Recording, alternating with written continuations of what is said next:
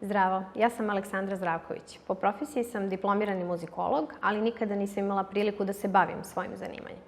Još iz perioda studija ostala mi je velika ljubav prema pisanju i razmišljala sam kako ja taj svoj talenat i ljubav mogu na najbolji način da iskoristim. Prilika za to mi se ukazala kada sam upisala kurs za digitalni marketing u školi Obuke i kursevi, na kome sam shvatila da zapravo želim da se bavim pisanjem sadržaja za društvene mreže.